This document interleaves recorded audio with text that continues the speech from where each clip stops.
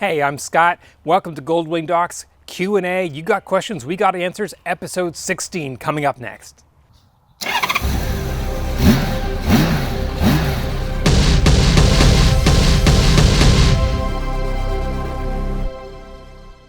Whew, it's cool, but the sun is just beating down today.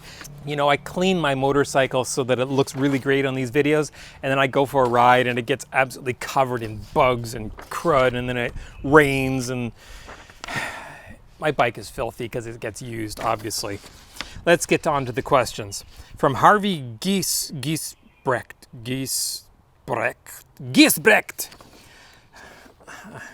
I have a 2012 Honda Goldwing that has hesitation on the throttle in the first few hundred RPM when you start off. It's extremely annoying and sometimes causes me to almost drop my bike when in a corner or turning around just starting out. Can you tell me what causes this hesitation on the throttle response? This is unfortunately a common problem with the 2012s and the 1800s of that era. It's down to the ECU and the programming in the ECU. There's a few different things you can try. The first is simply ride the bike for a mile or two, and it usually goes away if it's caused by this problem. And it's caused by the ECU's closed loop when the engine is cold. So once the engine gets good and warm, the ECU switches to a different mapping and this problem tends to go away if that's the cause of this problem on your bike. The other thing you can do is before you start out, rev the engine up to about 4,000 RPM, 2 or 3 times, maybe 4 times. Just rev it up there, hold it for a second and let it come back down. That can often switch the ECU into that different mapping that gets rid of that hesitation issue. A third option, Electrical Connection has a product called ECM Enhancer that is actually designed to solve this problem. Gould Motors, I'll try to find a link and post a link to this in the description below.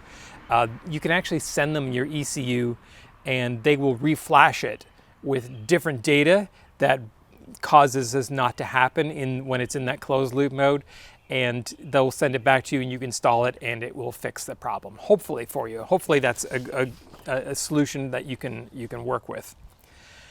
Jerry Davis, I have a question for you. I can't get a good answer. Well, we'll try to come up with one for you.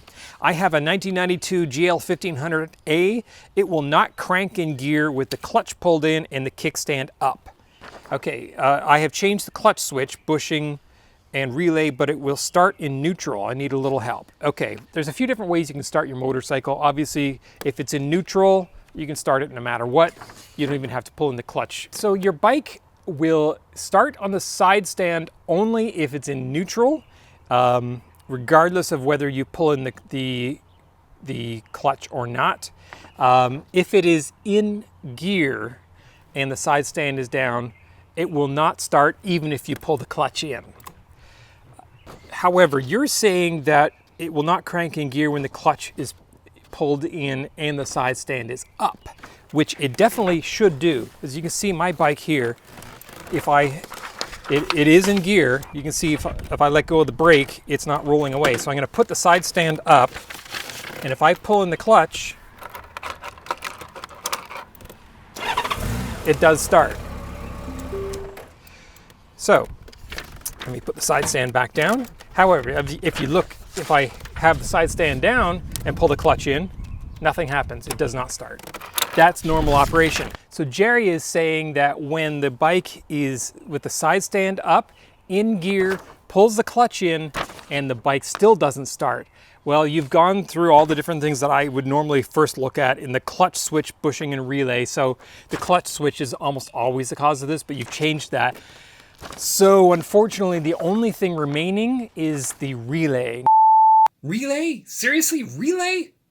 I'm sitting here editing this video. I'm like, what are you talking about? And I realized in my head when I was making this video, I was thinking diode, but what was coming out of my mouth was relay. So it's a diode pack, not a relay pack. Back to the video.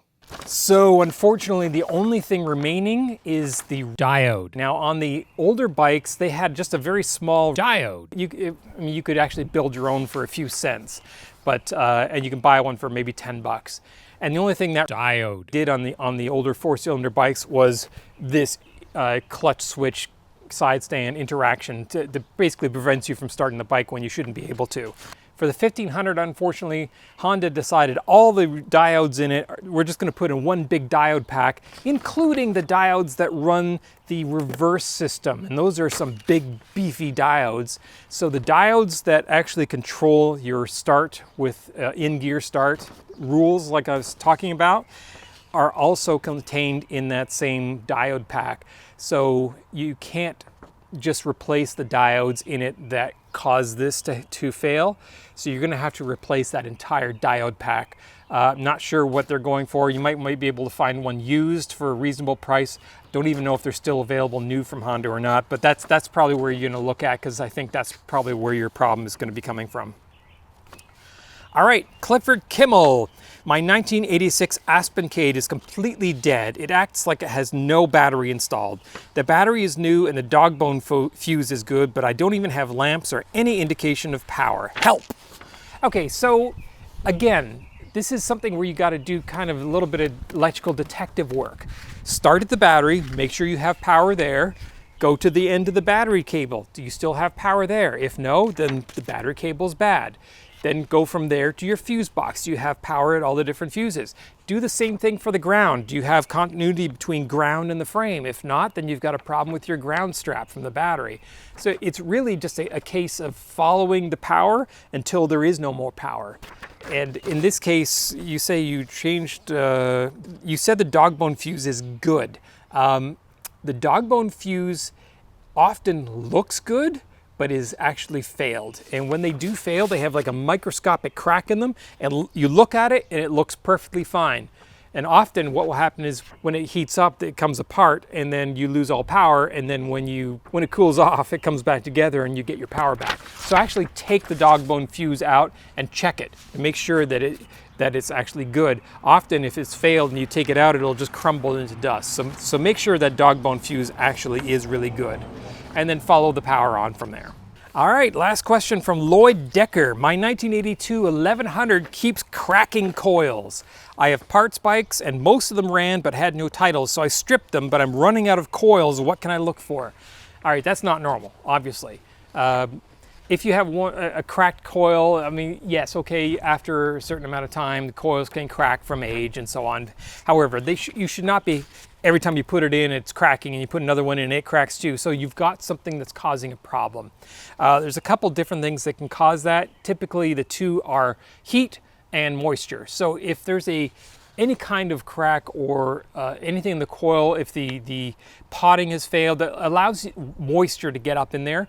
The coils have a ferrite core because it's basically just a giant transformer, and it does have an iron or ferrite core. And if you get water in there, it's going to rust. And when it rusts, it expands and it's going to crack the coil. So that's one thing to look for. The second is heat. Obviously it's in an area of the engine that gets a lot of heat, but that shouldn't be a problem because it was designed that way. So what you're looking for is something that is causing more heat than usual. And when I'm saying more heat, I'm talking electrically more heat. So if you have bad plugs, bad spark plugs, bad wires, something that's causing more of a load on the coils than normal, it can actually cause the coils to heat up more than they're designed for, and that heat can cause expansion that will cause them to crack. So if that's probably the thing I'm going to look at first for your bike, because every coil you're putting into it keeps cracking, have a look at the plugs, wires, basically anything that's causing more load on those coils than you would expect to have. All right, that's all 4 questions for today's episode. Hope you like what you saw. If you did, please click like, subscribe, click that little bell. It gives you a notification every time we post one of these videos so you never miss out. If you have any comments or questions, leave them in the comments down below. If you have a question for a future video, please leave them down below as well. And of course, don't forget to check out GoldwingDocs.com, the Goldwing Docs forum.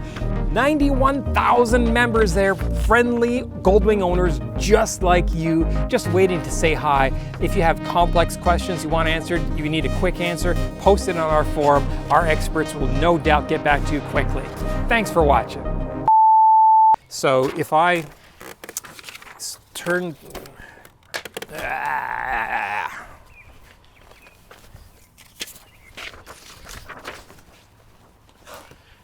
right, so a good example of this, you're saying with the side stand, you're saying, oops, golly gee, don't roll off the side stand. That would be very bad on camera, having my bike roll off the side stand. And now I'm probably out of frame, so let's fix that.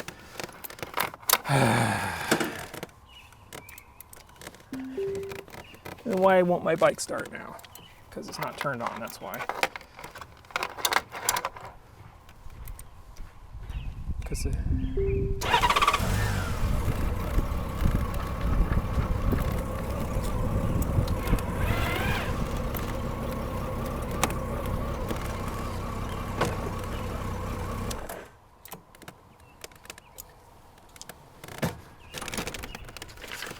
Okay, am I still in frame?